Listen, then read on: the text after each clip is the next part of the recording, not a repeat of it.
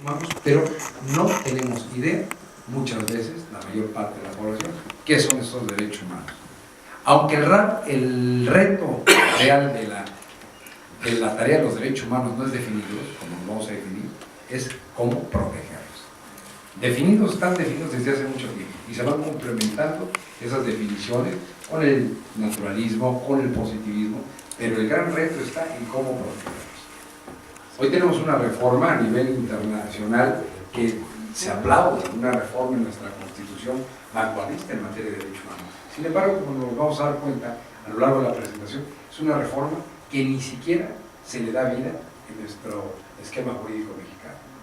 Es decir, como dentro de poco tiempo lo vamos a ver, que se han reunido las principales fuerzas políticas del país. Me refiero a los partidos con mayor representatividad, tanto en el Congreso de la Unión, como en los congresos locales, como en los poderes públicos estatales y municipales.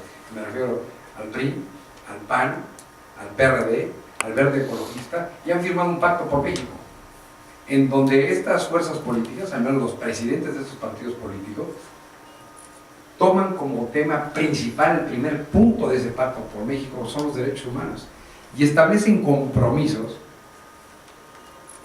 e increíblemente los políticos no conocen esos compromisos, no conocen que ya se obligaron, mediante esta firma de este pacto por México, a generar una política de Estado en materia de derechos humanos. Y entre los 5 puntos que manejan, el primero tiene que ver con esto de los derechos humanos.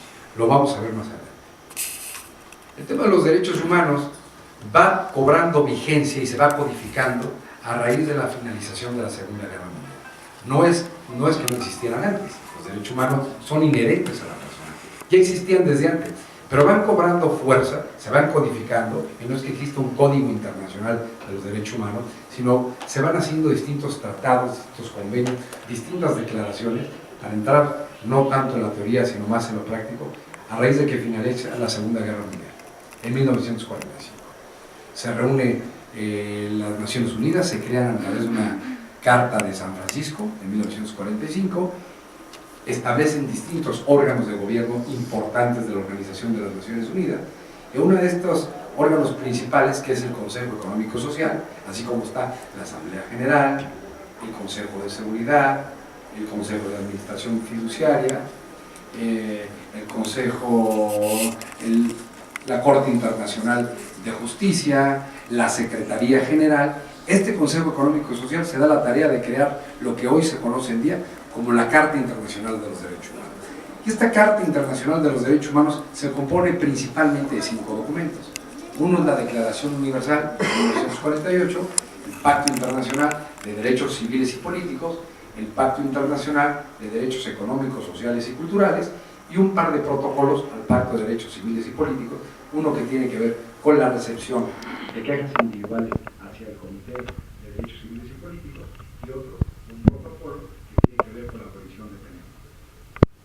La Declaración Universal, como primer documento base, donde aglutina una serie de derechos, de prerrogativas uniformes a todos los seres humanos, no fue inspirada única y exclusivamente en Occidente, sino varios de sus inspiradores que eran de ideologías políticas diversas o religiones diversas, pero una serie de derechos que encuadraban un respeto a la dignidad de la persona. Derechos que tenían que ver con la vida, con las distintas libertades, derechos que posteriormente van evolucionando, que tienen que ver con derechos de corte social, que inclusive nuestra Constitución mexicana ya los contemplaba, derechos como a la educación, como a la salud, como al trabajo, como a la vivienda, que son derechos que van evolucionando a lo largo del tiempo, pero que son interdependientes con otros derechos.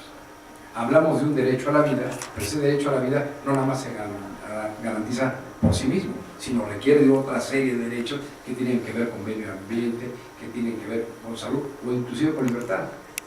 Mucha gente dice, bueno, ¿y de qué me sirve tanta libertad si no tengo ni qué comer? Así de sencillo, van evolucionando estos derechos. Entonces se crea esta declaración meramente enunciativa, pero se requería a nivel internacional que existiera otro tipo de normatividad que vinculara a los estados en un esquema convencional. Y le refiero convencional porque nacen a través de convenios, de convenciones, en donde los países se ponen de acuerdo, firman y se someten a la voluntad de lo que llega en ese acuerdo.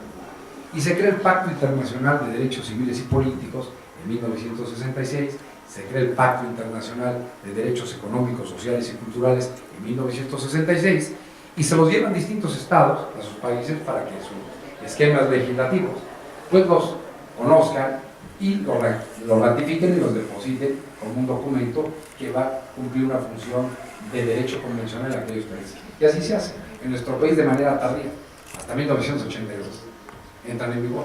Pero ¿eso qué quiere decir?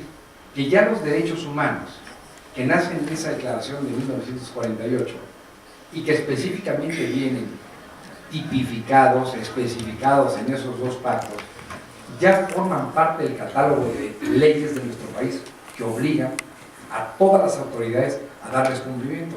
No a raíz de la reforma del 2011, no. Ya desde los años 80 ya nos obligamos a la materia internacional, pero no los conocemos. No sabemos que existen esas instancias internacionales, para conocer de esas violaciones a los derechos humanos. Pero sigue el tema, ¿qué son los derechos humanos? Muy sencillo.